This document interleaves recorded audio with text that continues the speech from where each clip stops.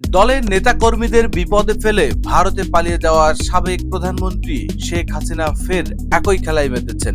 দলীয় কার্যালয় উদ্ধারের জন্য তিনি নেতাকর্মীদের সংঘবদ্ধ হয়ে মাঠে নামতে নির্দেশ দিচ্ছেন। এমনকি উস্কানি দিয়ে বলেছেন, মাঠে নামার সময় এক গ্রুপ সামনে থাকবে, আরেক গ্রুপ পেছনে থাকবা। সামনের গ্রুপ আক্রমণ হলে পেছনের গ্রুপকে হামলা চালাতে হবে। কেউ হামলা করতে এলে তাদের চরম শিক্ষা দেওয়ার কথাও বলেছেন। একটি ফোন আলাপে আওয়ামী লীগের কেন্দ্রীয় কার্যালয়ে যে কোনো মূল্যে উদ্ধারের জন্য এরকম নির্দেশ দেন শেখ হাসিনা। দিল্লিতে বসেই টেলিফোনে যুবলীগের প্রেসিডিয়াম সদস্য এবং ভোলা ৩ আসনের সাবেক সংসদ সদস্য বিদেশে পলাতক নুরুন নবী চৌধুরী শাওনকে তিনি এর নির্দেশ দেন। এদিকে এরকম নির্দেশনা নিয়ে খোদ আওয়ামী লীগের নেতাকর্মীরা বিরক্ত এবং সংক্ষুব্ধ। নাম প্রকাশে অনিচ্ছুক বেশ কয়েকজন নেতা বলেন, সত্যি কথা বলতে কি, কেউ হয়তো এই মুহূর্তে ভয় বা অন্য কোনো কারণে প্রকাশ্যে শেখ হাসিনার বিরুদ্ধে কথা বলবেন না, কিন্তু ৫ই আগস্টের পর দলের অনেক নেতাকর্মী ওনার উপর চরম ক্ষুব্ধ।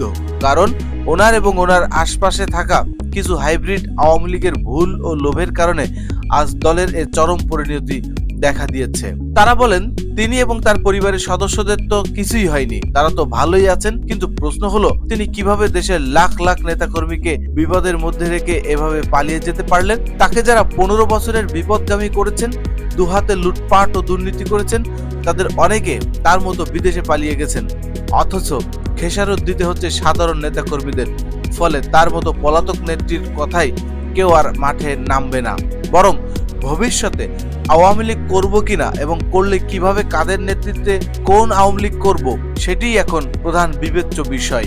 প্রসঙ্গত, ছাত্র জনতার নজিরবিহীন গণ অভ্যুত্থানের মুখে দীর্ঘ ১৫.৫ বছরের স্বৈরাচারী শাসন আমলের ইতি টেনে গত বছরের ৫ই আগস্ট শেখ হাসিনা দিল্লিতে পালিয়ে যান।